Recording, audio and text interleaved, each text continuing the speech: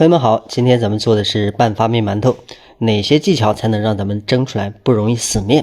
大家好，我是老莫，喜歡的朋友一定要點讚收藏起來，方便咱們後期慢慢查看。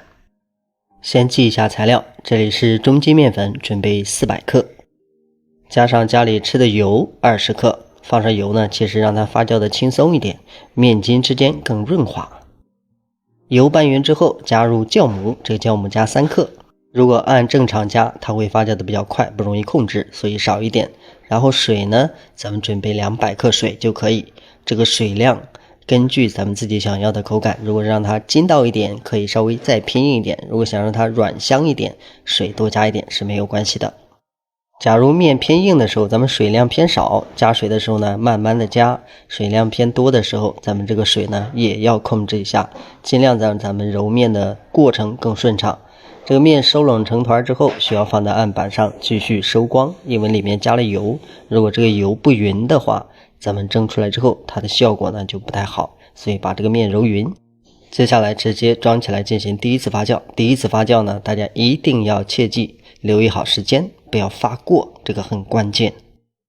第一次發面完成之後，大家可以像這樣拍一下，其實裡面有一點點咚咚響，但是呢並不是很明顯。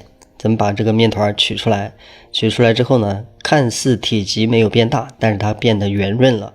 此時你打開，它裡面有蜂窩，但是這個蜂窩呢不會很大，很細很小。大家可以清晰的看到，咱們扒開之後呢，它裡面有孔洞，就像這種，這個狀態就是一個半發酵的狀態。下一步是揉面，其實這個裡面沒有太多的蜂窩，咱們揉面呢很簡單，只要每一次你能夠壓實，它裡面的氣呢基本上就可以排乾淨，而且呢完全不影響這個面筋成型。所以大家在揉面的時候要留意時間，千萬不要太長，而且呢不要用力過度，防止把面筋撕裂。咱們這個面稍微揉一下，只要它光了就可以直接搓條。搓條的過程中呢，發現有泡可以給它捏掉。處理完之後呢，接下來直接揪出劑子，這個劑子的大小自己定。然后咱們揪完劑子之後，後面的處理方式呢也更簡單，咱們也不需要第二次去揉它，稍微補充一點乾粉，然後直接把它立起來，像這樣給它搓一搓，搓成型即可。全部制作完畢，直接像這樣給它壓得扁一點，因為它有一點發酵就能看得很清晰。然後呢，咱們直接像這樣給它蓋好，進行醒發，發酵時間15分鐘之內基本上就可以。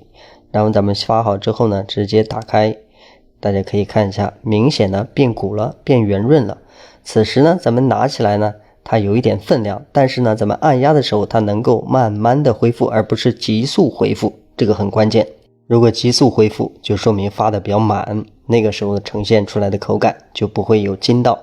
然後呢，咱們直接放入蒸籠，放蒸籠之前，提前把鍋裡的水燒開，一定不能錯時間。如果錯這個時間，它完成整個發酵過程，那口感就不一樣了。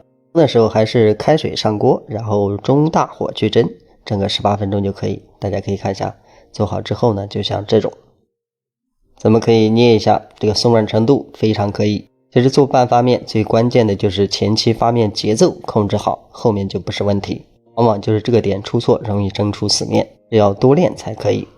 好了，咱們今天的視頻就到這裡，感謝大家觀看，咱們下期視頻再見。